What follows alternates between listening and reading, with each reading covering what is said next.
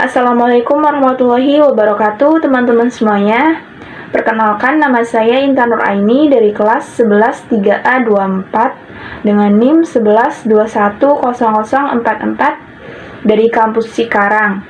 Di sini saya akan mempresentasikan hasil tugas dari SDGS mata kuliah karakter building dengan tema isu keprihatinan bangsa Indonesia mengenai konservasi satwa liar.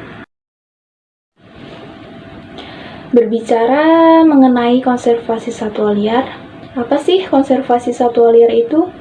Konservasi satwa liar adalah upaya atau tindakan yang dilakukan untuk melindungi spesies yang terancam punah dan hampir punah dengan melestarikan habitat aslinya.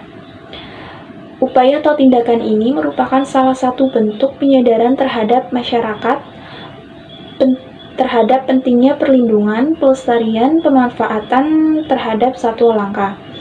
Jadi dapat disimpulkan bahwa konservasi satwa liar itu merupakan upaya atau tindakan yang dilakukan oleh komunitas atau orang yang dilakukan sebagai bentuk perlindungan dan pelestarian terhadap habitat dan satwa yang keberadaannya terancam punah dan hampir punah.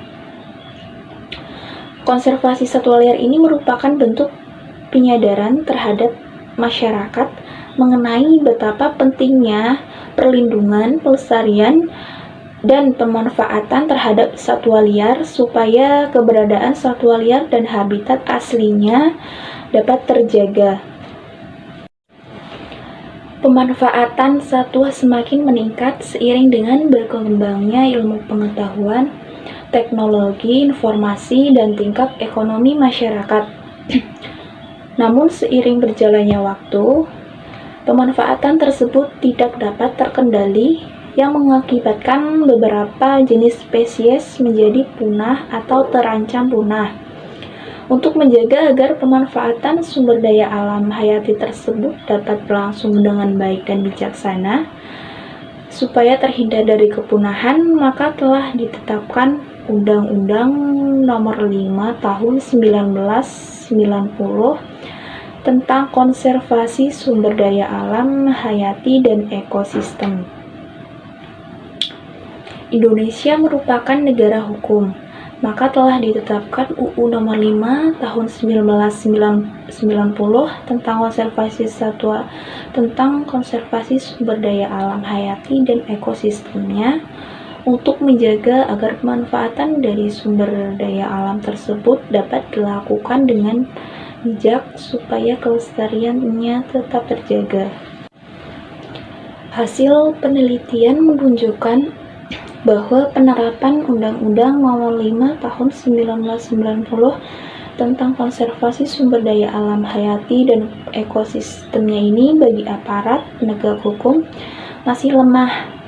Penyebab terjadinya perburuan dan satwa yang dilindungi adalah jaringan atau sindikat yang terselubung, nilai jual yang tinggi, koleksi pribadi, dan kurang tegasnya penegakan hukum, sulitnya melacak pelaku, kondisi kawasan yang luas dengan jumlah personil yang terbatas, serta kurangnya pengetahuan aparat penegak hukum mengenai satwa liar yang dilindungi. Penegakan hukum terhadap perlindungan satwa liar dan langka pada hakikatnya merupakan upaya bentuk penyadaran masyarakat terhadap pentingnya perlindungan, pelestarian, dan pemanfaatan khususnya satwa liar secara berkelanjutan. Bentuk-bentuk kegiatan tersebut antara lain berupa pemberian informasi, penyuluhan, kampanye, pendirian berbagai suaka marga satwa dan hutan lindung, operasi penertiban sampai penindakan secara hukum, termasuk pendidikan kepada masyarakat tentang bahaya ataupun akibat yang terjadi jika satwa-satwa tersebut terus diperdagangkan secara bebas dan harus lebih ditingkatkan. Selanjutnya, penyebab satwa mengalami kepunahan. Kepunahan satwa disebabkan oleh beberapa sebab.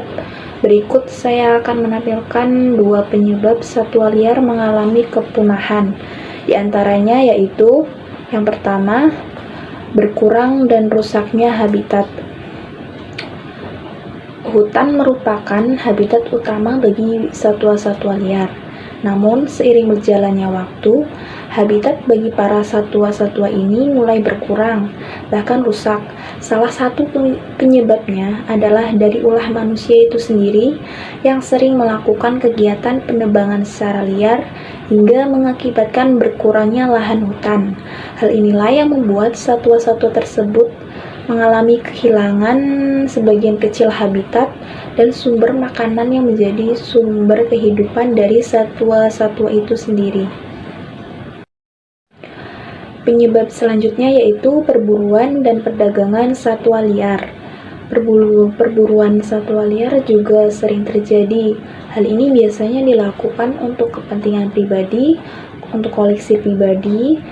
Setelah masalah dari habitat yang semakin berkurang, perdagangan satwa liar ini menjadi ancaman serius bagi kelestarian satwa liar di Indonesia. Semakin langka satwa tersebut, maka akan semakin mahal pula harganya. Nilai ekonomi yang tinggi dari satwa-satwa tersebut, baik secara utuh maupun secara bagian-bagian tubuhnya, yang mendorong manusia untuk terus melakukan perburuan dan perdagangan satwa liar yang dilindungi. Selanjutnya, jenis hewan yang sudah punah. Jika sebelumnya kita membahas satwa yang keberadaannya terancam punah dan hampir punah, di sini saya akan menyebutkan jenis hewan yang keberadaannya sudah punah atau sudah tidak ditemukan lagi. Yang pertama, ada badak hitam Afrika Barat. Beberapa percaya bahwa tanduk mereka ini dapat digunakan sebagai obat, meskipun sampai saat ini tidak memiliki dasar dan fakta yang ilmiah. Hal ini pun menyebabkan perburuan besar-besaran pada 1930-an. Dilakukan tindakan pelestarian untuk melindungi spesies tersebut. Tetapi jumlahnya yang terus menurun. Badak hitam Afrika Barat ini terakhir terlihat di Kamerun pada 2006. Dan badak ini dinyatakan punah secara resmi pada tahun 2011. Yang kedua, ada merpati penumpang. Pada abad ke-19, daging merpati ini merupakan jenis makanan murah bagi orang yang miskin dan mengakibatkan perburuan dalam skala besar terhadap merpati jenis ini yang menyebabkan merpati tersebut menjadi punah. Dan yang ketiga ada harimau Tasmania. Harimau Tasmania berbeda dengan harimau pada umumnya, sebab hewan ini memiliki penampilan seperti anjing, namun garis-garis gelapnya membuat tampak seperti harimau. Hewan ini telah diyakini punah karena perburuan secara besar-besaran. Nah, dapat dilihat dari punahnya beberapa jenis hewan. Salah satu penyebab terjadinya kepunahan hewan tersebut yaitu sering dilakukannya perburuan secara besar-besaran terhadap satwa tersebut yang mengakibatkan jenis satwa tersebut menjadi punah. Selanjutnya adalah upaya penanganan. Untuk penanganan terhadap satwa yang hampir punah, butuh kesadaran dari setiap masing-masing orang untuk melakukan upaya atau tindakan tersebut, dan juga penegakan hukum yang tegas terhadap para pelaku.